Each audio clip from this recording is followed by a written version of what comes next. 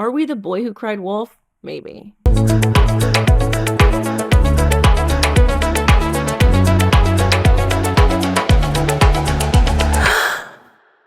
Wow. Hey guys, and welcome back to Gasp, the podcast for the gays, the girls, and especially the gay girls. We're a pop culture pod. However, the last few weeks have been taken over primarily by Taylor Swift. And as you all know, and I'm sure most of you all are, I'm a gayler and we're gaylers. So, and that is pretty much just like the epitome of gay pop culture. So eventually we'll get into other topics or whatever, but this is the topic of all the news right now. The Eras Tour finale was last night. Anyone catch that? And I just want to say, James, like, hello, what happened? Like, what was that? We're going to go through a lot tonight, or today rather, just kind of discuss everything that was those final 3 days of the Eras Tour. I'm literally recording this, like, this is the day after the Eras Tour finale. And we're going to talk about the surprise songs, my theories, and honestly, who even fucking knows what's happening anymore? Like, I'm genuinely so scared. Like, she scares me. Guys, I think I need to go fix my hair. That's better. It might not even look better, but it feels better. I feel like I'm still grappling with the Eras Tour, and I don't even necessarily like have conformed thoughts, but we're going to go through it together. Because first off, I just want to say that if you feel like confused and, let's say it, disappointed, I think that's very fair and okay. All right. I know Taylor Swift works so hard, but this is the benefit of a podcast where like no hetlers are listening to this right now. Or I mean, if they are, like, that's so embarrassing to be like obsessed with hating this much that you're watching like hours of my podcast content. But it's okay to feel how you're feeling right now. Let's remind ourselves Taylor Swift is a billionaire because of us. Okay? We're not hurting her by being like, that was anticlimactic. We're allowed to feel that way, especially because she set up this pattern of events, and it feels very clear and intentional that she is ending it this way. So I've been seeing on TikTok today, there's a lot of people that are like, you're not a real fan if you're demanding more from her. And first of all, I don't think any of us are like demanding more, right? I honestly took that lyric in I Can Do It With a Broken Heart as like a Hitler lyric, but that's just me. I don't even think any of us, like, just the comments that are being sent towards people that were like, oh, what was that, James, are so rude. And in the name of like protecting and protecting and like being like morally superior, people are being like, how dare you say that? It is not offensive to have opinions and feel like it didn't live up to random other concerts. Like last night truly could have been any other night. And I personally also, like, I would have loved a release. I thought there was going to be an announcement of something, but I also wouldn't have been like disappointed, or I wouldn't have felt like, oh, if everything stayed the same last night, but she had more like sentimental speeches. It was a routine night, and it's not like we're demanding her to like cry and sob for us, okay? But like Gracie Abrams, obviously it seemed more emotional to her, and I don't even necessarily need Taylor Swift to be emotional. Like, I understand like it's probably a crazy experience to end. You're going through a lot of feelings, and maybe like she's just trying to like put on a brave face. But my largest issue, I don't even want to say like issue, but like reason why I was disappointed was like the lack of speeches, the lack of additions to her speeches. Her speeches through every single era were like copy and paste the same, besides saying like maybe one little line of like, for the last time, this. And at the end, it seemed like she was like pissed. Like genuinely, it's not even like she seemed like sad or like or she was trying to like hold it in or like tired or anything like that. Some people were saying like, okay, let her live. She's exhausted. It just felt like she wasn't present. Like I feel like she was disassociating. And I know we don't know her, whatever. But we're allowed to feel vibes, and those are the vibes that we got. And I'll explain my few theories for why maybe she's doing this. Maybe it was intentional, maybe it was not intentional. Maybe she had control over it, maybe she didn't have control over it. But one thing is true, okay? This concert has been going on. She is intentionally wearing specific outfits to flag specific things. She's been doing this from the beginning of the tour, and she says it out loud. That's what she's doing, right? She said, thank you for paying attention to this dress. Thank you for, like, I flag through dress. Like, these are Easter eggs. Like, we know this, okay? And then the last 3 nights of the tour, she doesn't change up the outfits. That I truly believe is intentional. And there's so many people that are saying, aren't you happy you're going to get another film? My question is, why are we doing another film? Like, yes, I'm happy we're getting another film, but at the expense of her own enjoyment and our enjoyment at the last 3 days of the tour, why couldn't she film in Toronto? I just don't get it. And I truly believe that that's intentional, and that if she had control, she wouldn't have made that choice unless there's a larger reason behind it. It was the last night of the most popular tour in all of history. And she didn't wear different outfits. She barely added to the speeches. And I think there's a huge reason for that. Let's figure out together what that means. And we'll go through each surprise song and different theories. There is a possibility that her team didn't let her have full creative control over last night's performance or the last 3 nights of performances, right? She did wear the shirt that said, this is not Taylor's version.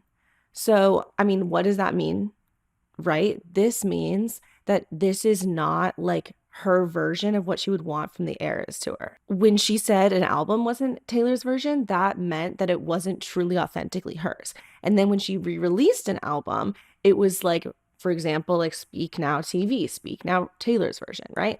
Is there a possibility that this part of the tour was not even Taylor's version, or this entire tour wasn't even hers? Like maybe she didn't have full creative control. She's quite literally telling us this is not Taylor's version.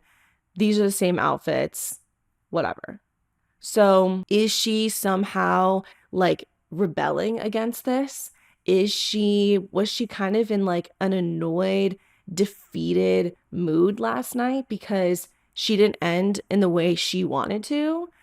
Possibly her team was like, we can make another fucking $1 billion with another movie, and it could be virtual reality or whatever. And we have to do this because we have control of your brand. And maybe that's why she didn't end on a high note. Like, did she pick those outfits in order to make a point to them? Or did they pick those outfits because they thought those were the most, like on brand Taylor? What I was seeing last night, though, is that these last 3 nights are showing us this Eras tour. This is not like, this is brand Taylor Swift. I mentioned this in the episode before this. This Eras tour is an era in of itself. And this era is Miss Americana, Travis Kelce, loving capitalism, perfect, marketable Taylor Swift. Again, I don't think we're going to know exactly why, but I do think that the fact that she looked so defeated and was wearing the same clothes over and over again, either she was pissed that she was forced to do that by her team, because remember, her management is beyond her record label, okay? Her management also includes the people that own the company, Taylor Swift. Taylor Swift, TM, is a brand and it is a company in of itself. If you watch Miss Americana, you can see all the people that are around this table that make these decisions. She doesn't have full creative control.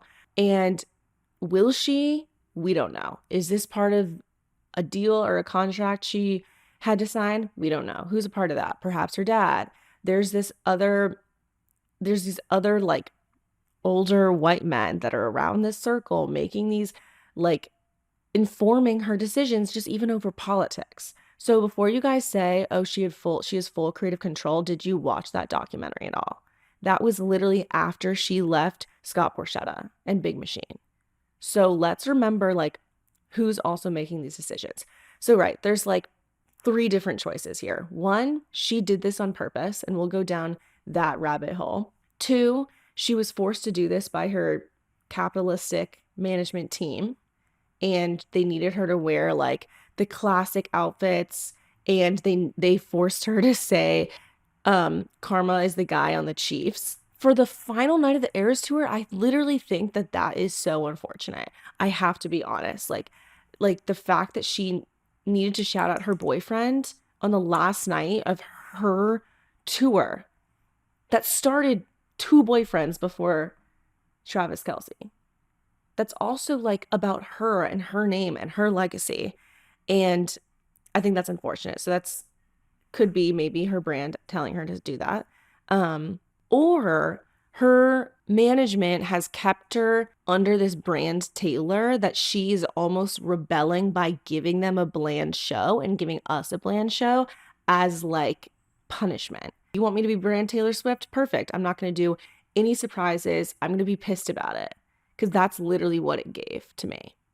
So again, 3 choices here. Either it was her choice, it wasn't her choice, or she was forced to do something and she did that in kind of like the last bit of creative control she had.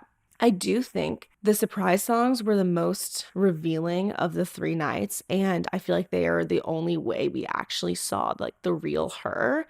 And I also think this garden imagery of her at the piano and her like with everything stripped back is the most her that we see on the Eras Tour. I think it's symbolizing this is her. She's the writer. She's going to tell us exactly what she thinks. She's not Taylor Swift, the brand. We're actually getting a peek into this field of dreams, right? So we'll go through all the surprise songs. And I want to talk about the theory that I have that she intentionally gave us a bland show, a bland goodbye, and that something is coming. So that's one of the 3 theories, that she had like full control over this to show us that this is really the performance, and she can show us lies, but she was at the end of this performance over 2 years of performing as someone that she's not, and she's sick of it. And we're finally seeing like glimpses into how she's actually viewing this. And I'm sure it's been the success of her life, but at the same time, I bet she's finally wanting to like be herself. And that doesn't mean going off and having kids with Travis Kelce. These disgusting comments that I've been seeing are like, now she can go finally have babies. You guys are literally so gross for that. These are the same people that's saying it's gross that she could maybe be gay. I'm not talking about like for like wanting her to go make babies. Wanting her career to continue is not rude to her. There's people that are just being like, let her rest, let her rest. We have no idea what she wants. What I do know that she wants is for us to stop asking if she's having babies. She said this multiple times. I don't want to be like that 1950s shit. You should see your faces when you find out that I'm not having a baby. Like, how many times does she have to tell us to stop placing this 1950s shit on her just because she's at the end of the Eras Tour? Doesn't mean she's done with her career. I think she's only just beginning the career that she wants for herself. That's truly what I think. And last night, the saving grace for me, 2 points of saving grace. The surprise songs, which we'll get into, and the fact that she walked out the Karma door. I know there's a lot of people that are saying like, okay, we didn't actually see that the door was orange, but that's the same door that she walked out last night that drops down that is orange, okay? So it's the same door, okay? Either way, she exited the Eras Tour in a vastly different way that she exits every single night on the Eras Tour. She usually drops down in the stage. This time she walked out through the door and practically ran. Like, the happiest I saw her was at the final end of the Eras Tour. She looked like she was just working through it. And remember when she was singing Betty? She was like, I just work here. That's telling us again, like, she is a workhorse and she is performing for someone else's expectations of what she should be doing. And then like she can finally be free and go off perhaps in her Karma era and have revenge. So that was the saving grace for me that I saw her walk out that door. That at least gave me some hope where I was like, okay, something bigger is coming after this. She's not saying goodbye. She's like running out of here. And she is so happy and grateful to get to the next era. So again, this is all under the assumption that she had creative control over that. It's just hard to know. We're only at the culmination of whatever this Eras tour is, but that doesn't mean it's the culmination of like her success and how she views her success as an artist. But there's obviously a lingering energy left here. And I think that's intentional. There's like, this was not a satisfying goodbye. And I don't even think it was for her either.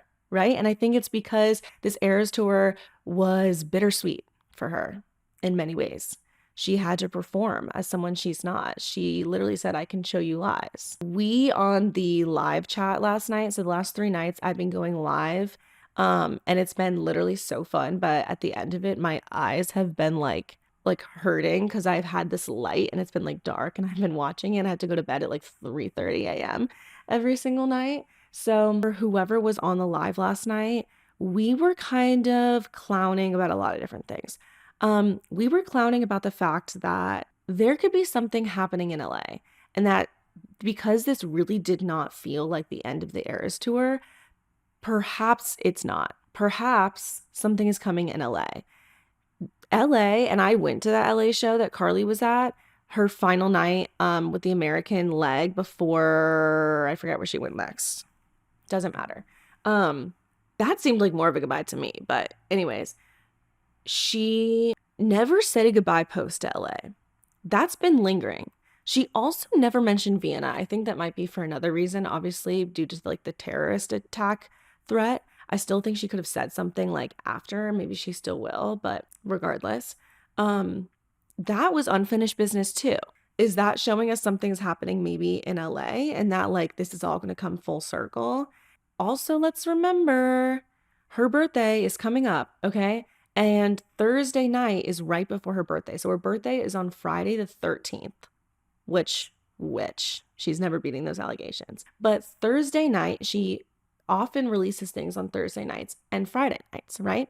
Midnight on Thursday night. That would be the 12th of December, right before her birthday on the 13th, which would make sense for TS12 and Meet Me at Midnight. And it would make sense for the whole clock to be finished, right? It feels like we're not at midnight yet, right? It feels like it's like, and then it didn't get there last night. And I think perhaps she's telling us that was the bland goodbye. That is not the real goodbye. And she's running into her next era. So maybe we get a concert in LA. Like that's maybe actually Eras Tour TV. That would actually be her version of the Eras Tour, like Taylor's actual version. Also, this is kind of like a joke theory, like pretty much very much a joke theory, but like I was laughing with people on live about it because, and I was high, and apparently, like, God, live is so annoying. TikTok is genuinely like has so much censorship issues because I've gotten banned and like gotten hit, like almost restricted the last 3 nights so many times because I was drinking wine, or I literally said I have like a garden drink. Like I can't say that. It's insane. It's genuinely, even if I said something gay, they said that was harassment. Genuinely so annoying. But I was high and we were thinking about all these different theories. And I was like, what if she can't do anything until after the Eras tour is over? And that's why she was so done with this last night. And she's like, I just want to run through that door and like finalize it and do my version of the Eras tour of how I would actually do it and be my true self. And it reminded me of Camp Rock when he's like, after the final jam, like you cannot perform until after the final jam is over or whatever. And then it clicks for them and they're like, oh my God, we can perform right after the final jam is over. And maybe Taylor Swift saw Camp Rock and she was like, perfect idea. My contract ends the Eras tour, but I can have my Eras tour TV in LA. And Karlie Kloss can show up. I don't know, guys. I stay clowning and I think it's the only thing that is good for us right now. And the only benefit of like Taylor Swift like not coming out last night and like not releasing Karma is at least this community has like can go on. You know what I mean? Like, and not that we wouldn't go on. Like, obviously, we would win if we are going to win when she comes out. But some of the best part of all the entertainment around this is like figuring out clues and figuring out with you guys. So the silver lining is that we still have more clowning to do, and I will clown for the rest of my life because I really do think that we're right. But I think that this girl is like severely under some really bad contracts from when she was younger. And I think she's got a lot of PTSD to work through. And so that's my weird camp rock theory. The other thing about the LA show theory is that at that LA show, she performed New Year's Day and New Romantics. Okay, I'm trying to like confirm, but all the like news searches are just obviously from the last night of the Eras tour. So someone confirmed that for me, but I do know that she definitely performed New Romantics the last night of the LA shows. And that was the one that Karlie Kloss was at. So that really harkens back to it. And New Romantics like isn't a goodbye song. So that felt like an Easter egg. And we can dive into also why I think that matches up with the theory that like perhaps this was intentional, right? And perhaps she's signaling us back to this like uncompleted, not having any closure over the LA show. And maybe she's gonna perform. I don't know. I'm scared, but also defeated. Oh my God. I mentioned before this bland goodbye vibe, and this whole last night of the Eras tour really felt like the song LOML, Love of My Life, Loss of My Life, whatever, where she says, "Our field of dreams engulfed in fire." Crazy. Surprise songs vibes, fire, karma, all of that. But more so the lines that I think is telling for this last night is the coward claimed he was a lion. I originally thought that was about a past lover, but I think that's her talking to herself. She's the cowardly lion. She set up all of these things for the final 3 nights. The yellow brick road theory, like all these dresses that she was telling a story over and over again, all for it to just kind of stop. She's the cowardly lion. What a valiant roar. She had the excitement and the buildup and the energy leading up to it. And then what a bland goodbye. The coward claimed he was a lion. It really feels like she's telling us, look for another hero. I can't do it. I'm the coward. I'm the cowardly lion. This Eras tour is pointing to that. And something is wrong, right? She cannot be her true self. She can't do it within confines of the Eras tour, which is also her playing back these straight eras and the marketable versions of all these eras. And she has to like run out of this version of her lover house that she's trapped in and find herself in a new era and actually be able to have courage like the fucking lion. But it is just so weird. All of these tropes that we saw, not tropes, all of these themes that we saw literally just vanished. And even straight Swifties are like, what? And there's a reason for this. I fear, in my most fearing of fears, that this 3-2-1 exile theory that I had from 2 nights ago, I thought she was going to play exile or glitch, because we're seeing this glitch of these are the same outfits. Nothing is changing. I feel like I've seen this film before from exile, that she's still in exile. And she does not have the keys to the castle. She does not have creative control. This is not Taylor's version, right? But when does exile end? 3-2-1. Now, initially, I thought that was going to end at the end of the Eras tour, and maybe it still will. But in my biggest fears, I know I said before that she perhaps had 2 false coming outs, that she wasn't able to do it. First time with Karma, and she wasn't able to release Karma. And then the second time with the Lover era, perhaps this was her 3rd one, and exile doesn't end until after 3 failed coming outs. And that pushes us back, right? Because I thought it was going to be after this. It felt like we were rising, and we're about to fall. We didn't go over the cliff. We just fell back down the mountain. But I do think that this is planned. She plans things 3 years in advance. And I do think something is coming, but she couldn't do it until after this was all wrapped up, fully wrapped up. And the one thing that keeps bringing me back to that hope is the fact that she ran out the Karma door. Let's talk about the surprise songs from each night and what I think that like symbolizes for this theory that something else is coming after the end of the Eras tour.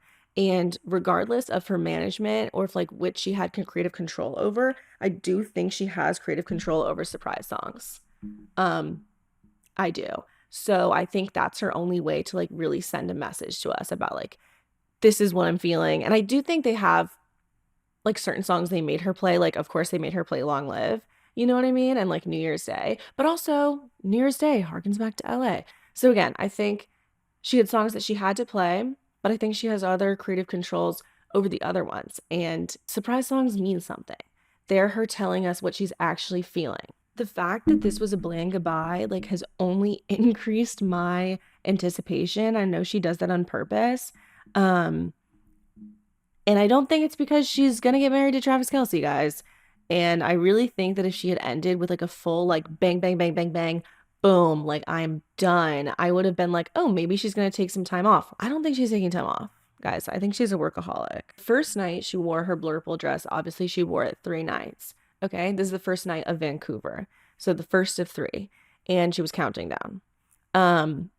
And she sang Haunted and Wonderland. Those are not goodbye songs. Every single night, she had at least one little gay shout out. And obviously, it wasn't what we were expecting, but I still feel like this was her trying to be like, guys, there's meaning to this. She is not out of the woods. She is still very much in midnights dreaming of another world, Wonderland, right? She's haunted in Wonderland, but she's also dreaming of Wonderland in the haunted forest. Okay, she's not out of the woods. It's Wizard of Oz. She's still very much in the dark, and it's almost like she's trying to get out and she's being fucking pushed back in. And obviously, as we know, Wonderland is a very gay song. Let's dig into the fucking lyrics. Come on, don't leave me like this. I thought I had you figured out. Something's gone terribly wrong. You're all I wanted. Like she's mourning something, or maybe she's telling us from our perspectives what we're feeling. Like something's gone terribly wrong. This is like not what we expected, right?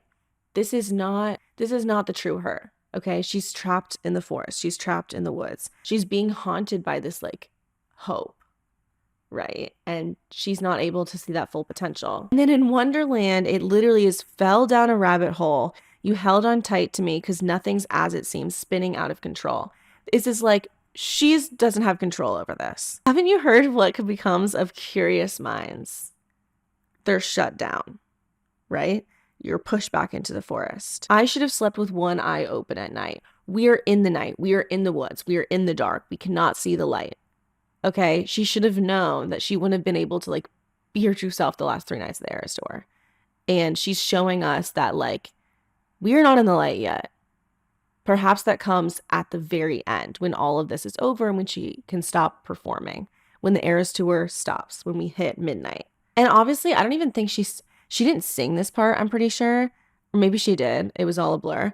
But she sings in this song too in Love to Think Straight. The fact that she chose to sing this song on the last final 3 nights of an otherwise bland goodbye, I feel like is very telling. She also sang Never Grow Up in the Best Day. And obviously that was a shout out to her family. But the fact that this is kind of like a sad, naive, like she's talking about being naive and being like, don't grow up. You're going to realize like the pains and the struggles that come with it. And she's like really upset that she can't live back in this naive, youthful world. Like it just feels very much like defeated and dreaming of something better because right now she's still in the dark. She's still in the woods. How many times have I said that? Now let's talk about Vancouver night 2 and the surprise songs and how this is kind of showing the same story, the message that she's pounding into our heads. She's saying the Tortured Pose Department and Maroon. And Tortured Pose Department feels like on brand for TTPD, but like of all the songs for the second to last night of the Eras tour, and she says in the middle of singing Maroon, she goes, I'm going to sing this for the last time. And it felt mad. It felt like this was her only control that she had in order to like signal that this was gay. It was like, why don't you get it through your thick skulls? The lips were so scarlet, they were maroon. I was kissing a girl. It literally seemed like she was pissed. She was like, for the last time. And also, we're not like talking about this enough. She acknowledged that this is a song she plays a lot. She's never acknowledged that for any other surprise song. She was like, I play this song a lot. I'm going to acknowledge it for the last time. You are not getting it. And this is your last time to acknowledge that I'm giving you gay Easter eggs. And if you don't acknowledge that, I'm going to see your faces when I eventually come out and you guys were all wrong. But again, like this is only a sliver of like the truth she's able to put throughout this entire show.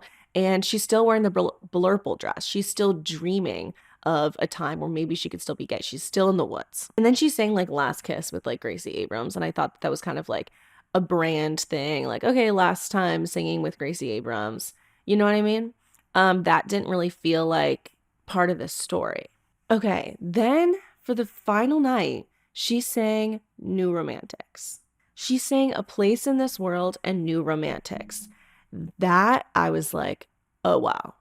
New Romantics, very big shout out to LA. And also just one of her queer songs about bearding and how this is high school and life is just a classroom and you have to pretend, okay? Like you're playing pretend and you have scarlet letters. She goes, trust me, mine is better.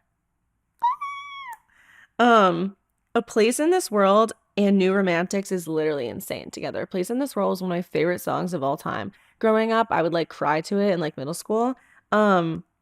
But let's look at the lyrics for a second, okay? Because they're actually very queer if you put it in the context of this Eras tour. She's like, will anyone still love me? Like, I'm still just a girl trying to find a place in this world. And the fact that this Eras tour is not satisfying that. Like, she's still like a lonely girl because she's not seen right now. She's still trying to find a place where she's seen as the person who she is. I don't know what I want, so don't ask me. Because I'm still trying to figure it out. Don't know what's down this road. The yellow brick road? I'm just walking. And she's like, hopefully I can get to it at some point. I do think she does have a plan. But again, this is like the Eras Tour story. So like the end of this road is beyond the Eras Tour. She's not yet reached Oz. And I thought she would. Perhaps she's still on the yellow brick road. We haven't really met the real her yet. And she hasn't even really met the real her yet. And like, or at least owned it. And she goes, I'm alone on my own. That's her telling us, like, I'm not with Travis Kelce.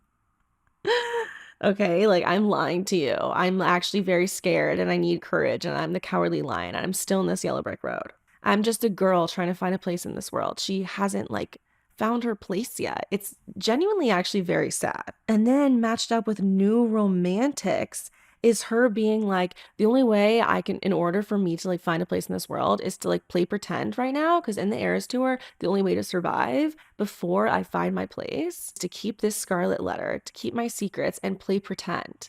We're all bored. We're all so tired of everything. We wait for trains that just aren't coming. What a bland goodbye. She's like, I'm bored of playing pretend. And I'm waiting for this train to take me maybe to Oz. Like I'm trains that just aren't coming.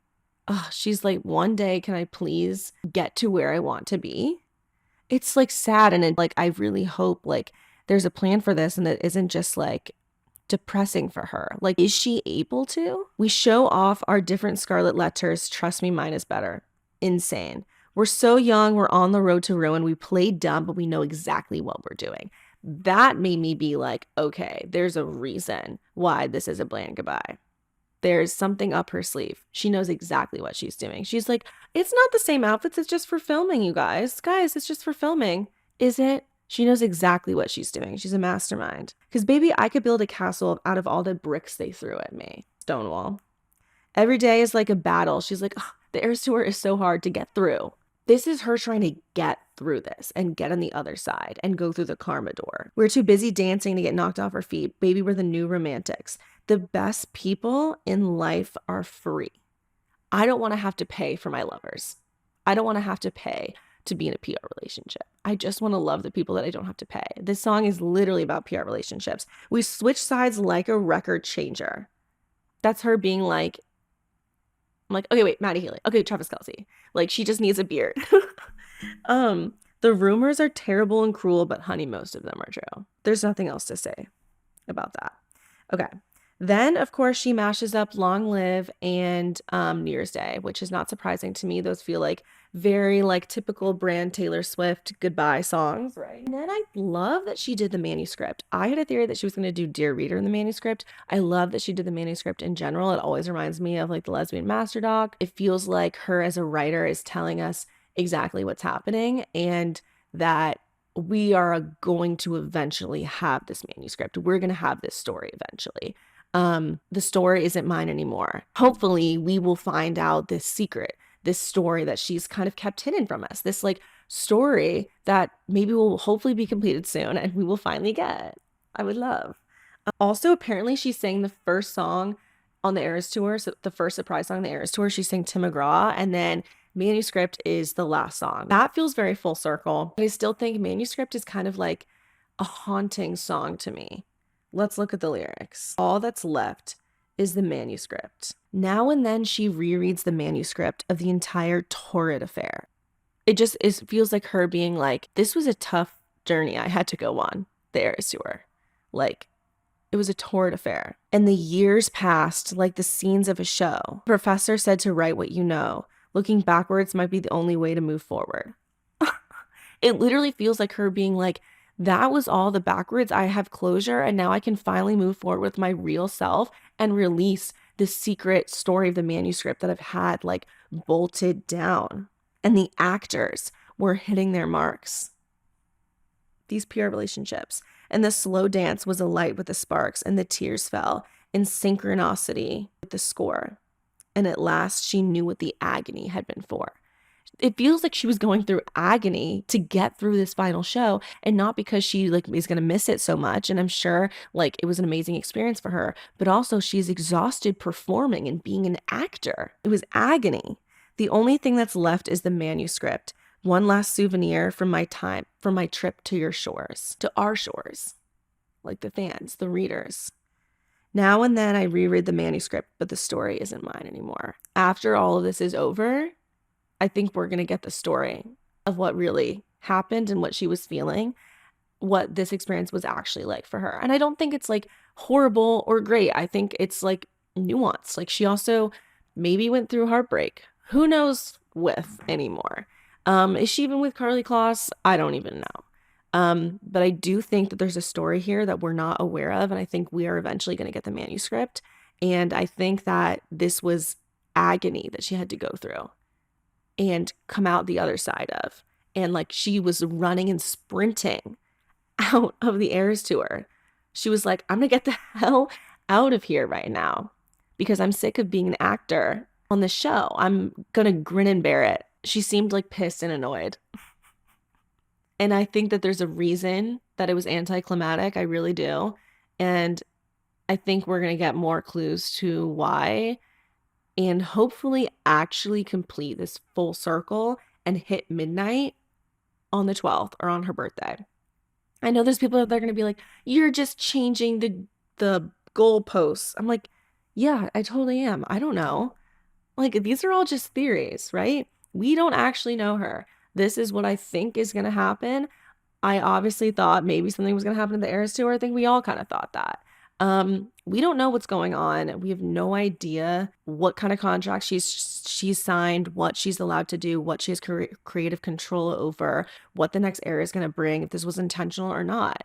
We can only do our best with our theories. What I do know for certain is I think that this bitch is gay, and eventually I think we will know the story. And I think there's a very good reason why this was a bland goodbye. Ooh, little rhyme. This is not her peak. And I think maybe her professional peak, but maybe not her personal peak. It's totally fair to recognize that, guys. It doesn't make you a bad fan to be like, wait, what's going on?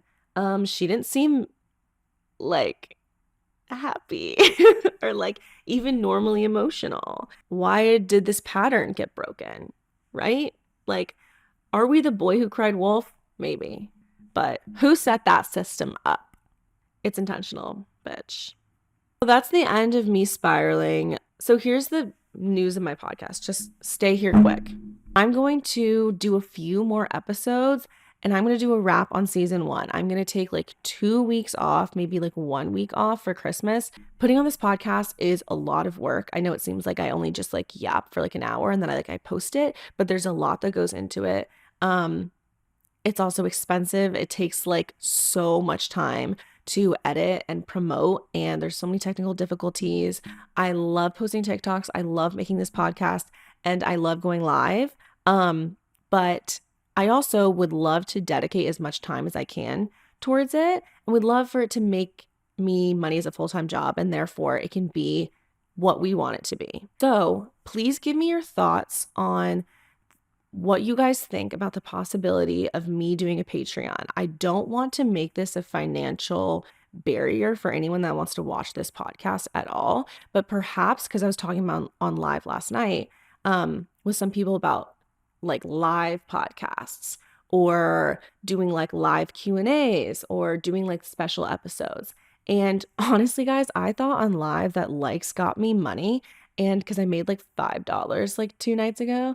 But actually, for some reason, TikTok just kind of like randomly assigns it to you. So I feel bad because you guys got me like fucking like 300,000 likes on live last night with like 200 people, which was genuinely insane. And it does mean something. Like, first of all, I appreciated it. It got me like top 20% of all TikTok lives, but that didn't give me like any coins, which is so weird because I know you guys thought that it was going to, and I thought it was going to. So I feel bad. So thank you for putting in all that effort. That's not going to be my way to like generate $5 tips or something. I don't know, maybe I'll just live like Venmo tips. I really don't want to like make this a financial barrier because I know there's only so many like Gaylor podcasts out there. But if we want to do like live podcasts or live Q&As, I may add that to a Patreon.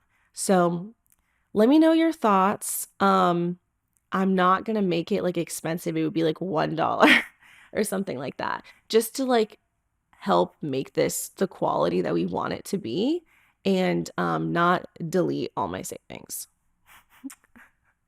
And if you're not able to like give $1, that's totally fine. Subscribing, liking, sharing is always helpful.